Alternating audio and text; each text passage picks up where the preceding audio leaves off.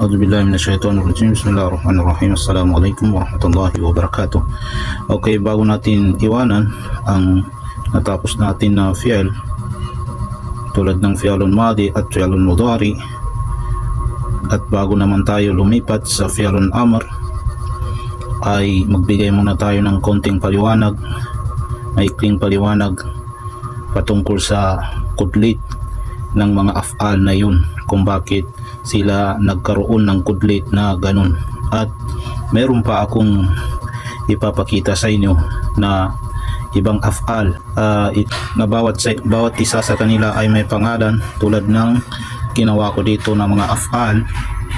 Bawat isa sa kanila dyan ay may pangalan.